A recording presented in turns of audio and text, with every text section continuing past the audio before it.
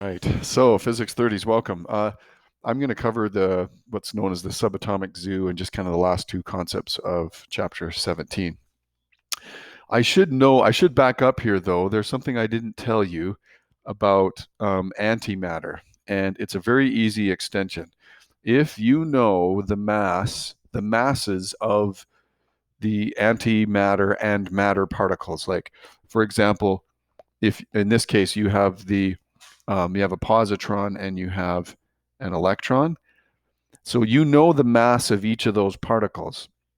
If you take all of that mass and you stick that into Einstein's equation, E equals mc squared. Okay, if you insert that mass and you multiply that mass in kilograms by the speed of light squared, you will get the amount of energy released, okay, in joules.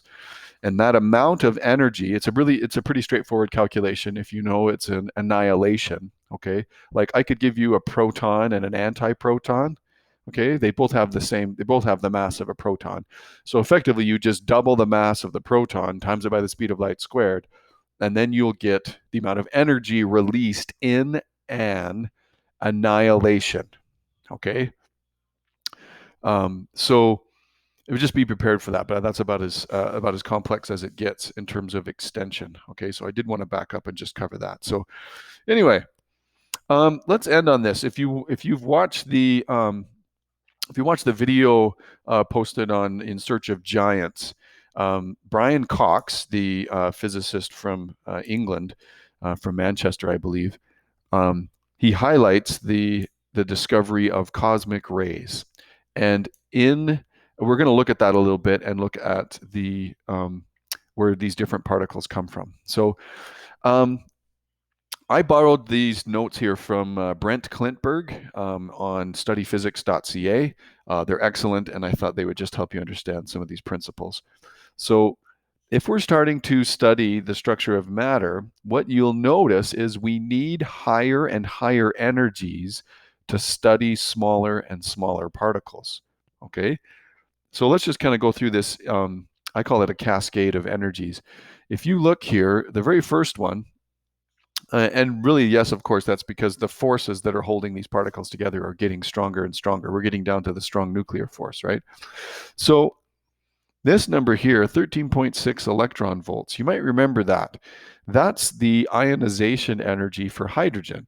If you remember, we studied hydrogen and it had different energy levels, and an electron at the most stable energy level had a negative 13.6 electron volts, or that's how we designated it in the energy level diagram, meaning that if you wanted that electron to completely leave the atom, you had to add 13.6 electron volts. So you need 13.6 electron volts of input energy coming from something. Okay, so that's not a lot of energy, but with more energy, you can look at the various energy levels in a whole bunch of different atoms, not just hydrogen. Okay, now so you need more energy for that. You need even more energy to look at the size of the nucleus, though. And Rutherford did that with his gold foil scattering experiment. The alpha particles that he was shooting at the nucleus had, they were like 10 to the sixth electron volts. Okay. So these alpha particles had enough energy to overcome the electrostatic repulsion, at least enough that they could get a sense of where or how big the nucleus was. So that's 10 to the sixth. Now we get even crazier. You get to 10 to the ninth. Okay, so that's giga electron volts. You see that right there. You get that much energy, and all kinds of cool things start happening. What happens is you start to see the emergence of fundamental particles that exist only for a brief second before they recombine. Okay, and like Mr. Klintberg used the example, it's like throwing a golf ball at a vase, and in the resulting wreckage, you might see something really weird, like a pencil would just appear for a brief moment and then it would disappear. And that's just, it's just sort of a weird way to think about it.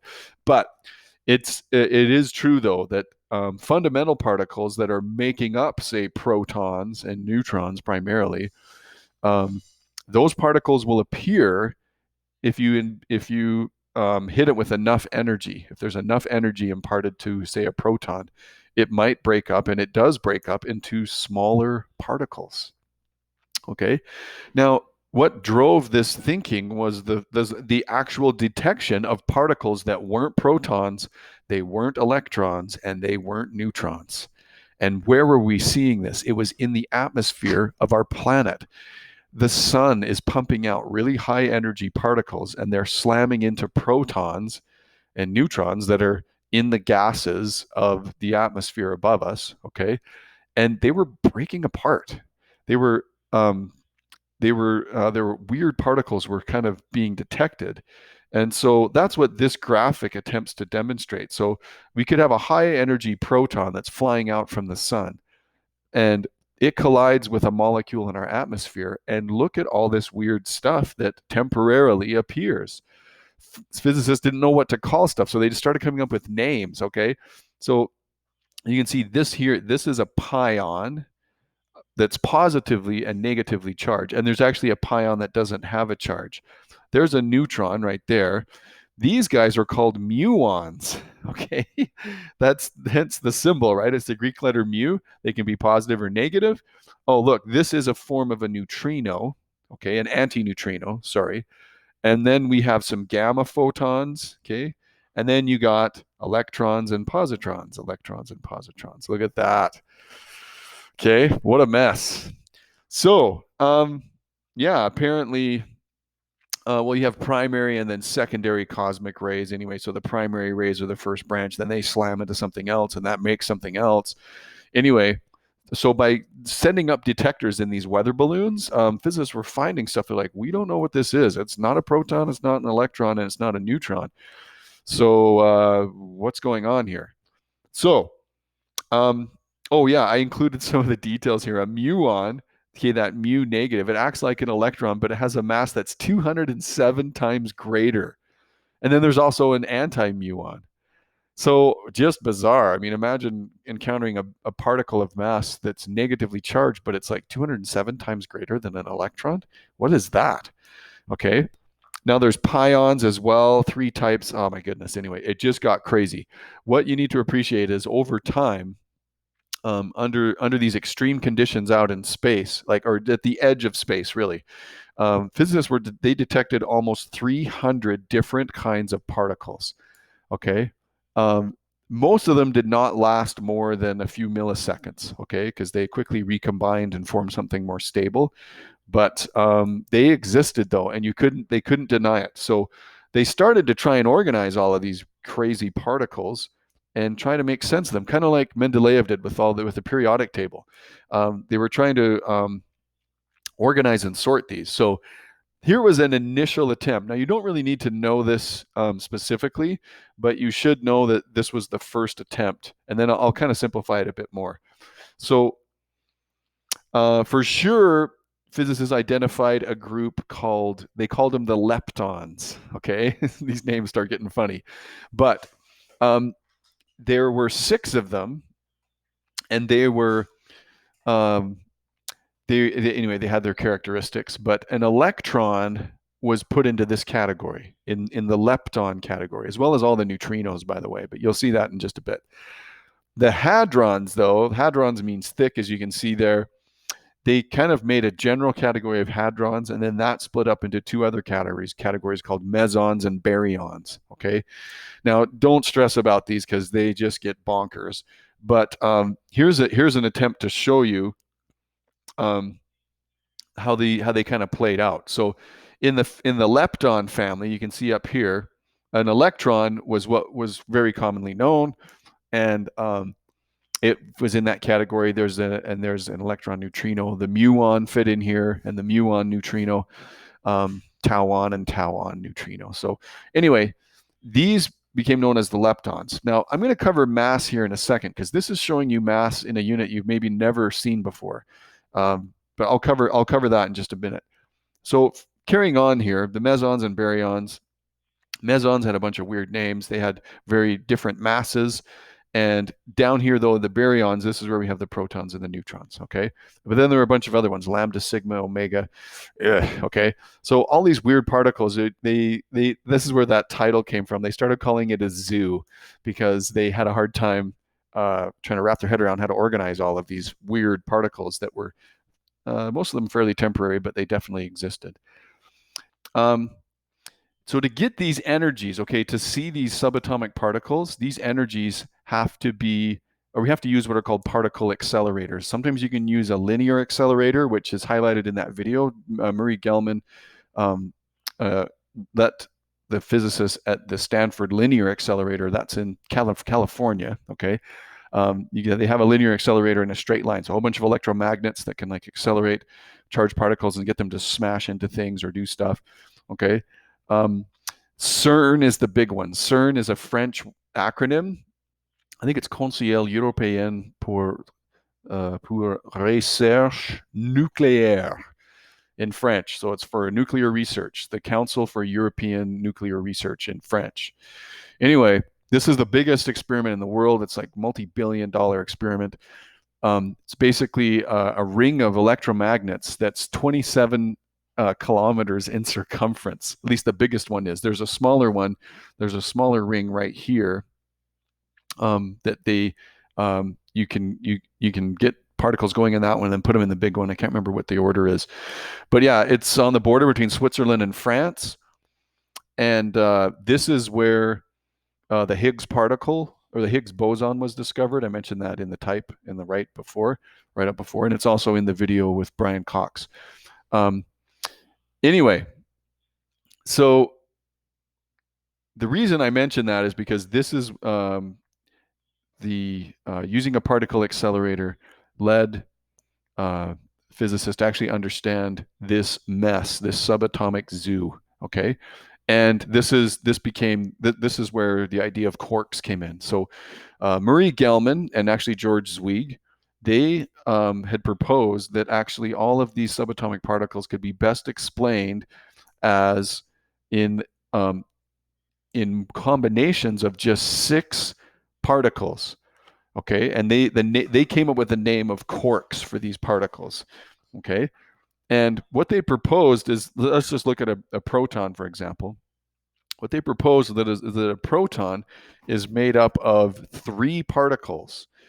2 of them were known as up quarks. Okay, and the up quark has a positive 2/3 charge. There it is, right there. Okay, and these in terms of what the quarks are, the possible quarks. Okay, and it also has 1 down quark.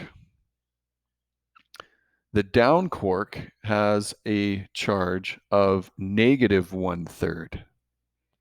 Okay, so you see both of those there. Now, I think there were some physicists who really struggled with this fractional charge idea, but it turned out to be the case. Okay, and what's really cool is at the Stanford Linear Accelerator, they were firing electrons at protons. I'm not sure how this worked. Obviously, it seems really complex to me. But you can appreciate this. If you're firing electrons kind of in all directions at a proton, if it really was made of quarks, then you would see a very different scattering pattern. Electrons that would come above the proton, if it was configured like this, these up quarks are positively charged, the plus 2/3. Okay, so that would mean that this region of the proton, I know it's weird to think of the proton having regions, but it does. This region of the proton would be much more positive. And so the electrons passing above the proton would be attracted to this positive region and deflect downwards. Okay. Okay.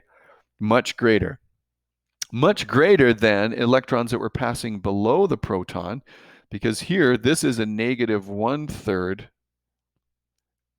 charge. And so it would repel the electrons passing below the proton, not nearly as much. So you can see that angle is not nearly as much as the angles that of the electron pathways above the proton. Okay, this is just crazy. Let me clear this off again so you can see it.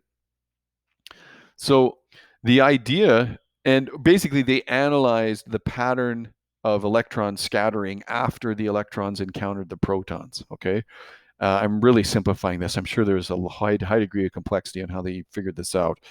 But it confirmed, their patterns confirmed the fractional nature of the charge of the quarks. Okay, up, up, down.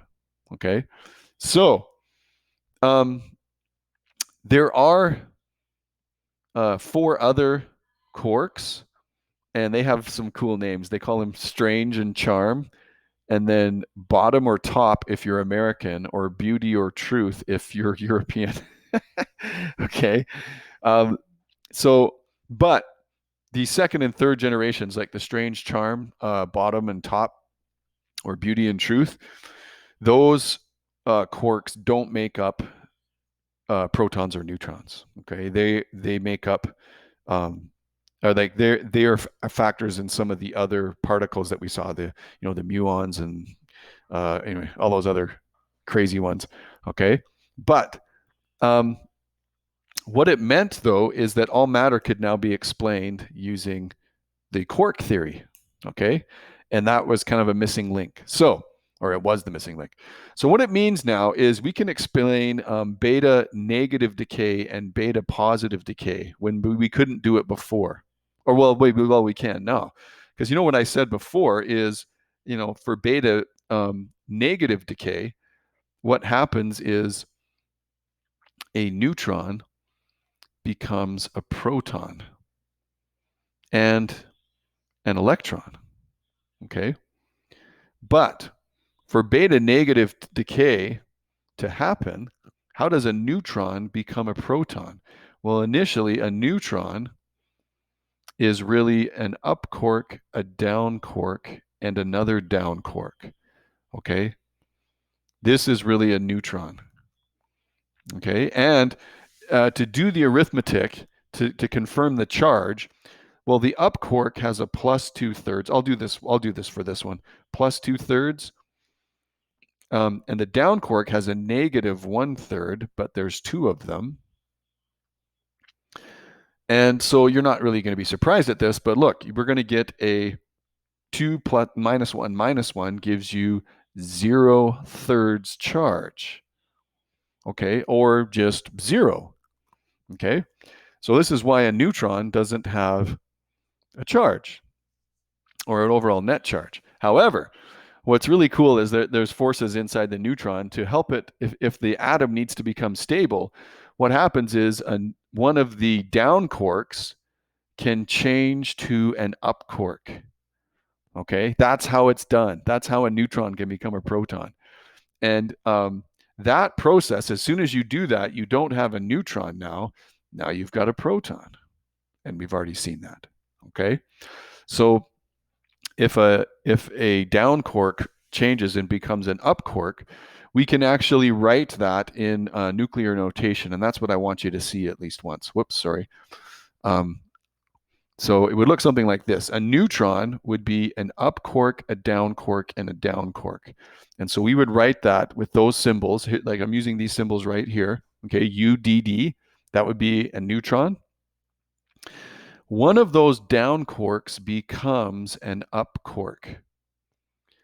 And so now it'd be written UUD. Okay, so this down quark, if you will, became an up quark. I mean, one of them did, but so, oh, and then we would say plus, here, let me make some room here.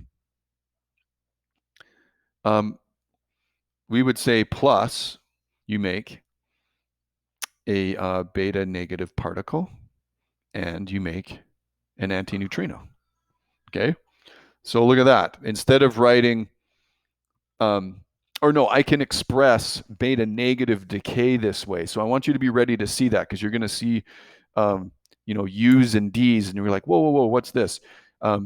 U is an up quark, D is a down quark, and we can express beta negative decay that way. So beta positive decay, this is where a proton becomes a neutron and a positron and a neutrino. Okay, so we can write that just the reverse. Okay, so a proton would be UUD. That could become UDD, which is a neutron, plus a beta positive particle, plus 1. okay, um, plus a neutrino. So I could write beta positive decay that way. All right. So um, the so here's the conclusion, and if you watch the Brian Cox video, he hits this pretty good. The conclusion is this: the standard model of the atom. There are 6 leptons, and that's what we have here in this category. Okay. Oh, whoops! I did that backwards. Sorry, I was thinking of the other one. Sorry. We have 6 quarks. So okay, and we have 6 leptons. Woohoo! So all matter, everything that we've encountered in the universe, is made up of either 6 quarks, one of the 6, or combinations of 6 quarks and 6 leptons. Okay, the up and down quarks are the most stable out of the 6, and they are what make protons and neutrons. And the electron is definitely one of the more stable leptons. Okay, but all of those leptons have been detected. These particles are held together by 4 forces of nature. Okay, the photon is responsible for the electromagnetic force. Okay, the gluon is responsible for the strong nuclear force. Okay, they call these mediating particles, and I don't want to blow your brain too much because my brain can barely handle them myself. These particles are actually interact between, or no, sorry, these mediating particles are like the force carriers, they call them. Okay, and there's most of them have been detected. I think the graviton hasn't been detected yet, but I'd have to look that up. Anyway, the weak force is taken care of by these 2 guys, the Z and the W. I really don't know what those mean, but that's the weak nuclear force. And then the graviton, that's responsible for gravity. So those are the 4 forces: the electromagnetic force, gravity, the strong force, and the weak force. Now, if you watch the film, if you watch the YouTube video where Brian Cox is explaining CERN, he talks about the Higgs particle. The Higgs particle is what gives mass to all the other particles. And it's like all the other particles are in what's called a Higgs field. So anyway, that particle has been discovered as in the last couple of years, and its nature has been confirmed. So anyway, are obviously not done. There's probably more things to be discovered, but this ends everything we've studied in Physics 30, which is bonkers. I will go back. I'll make a short video on that, that mass of the electron. Sorry about that. I thought I had that ready to go. But anyway, congratulations, you guys. Super proud of all of you. I'll post another video in just a bit.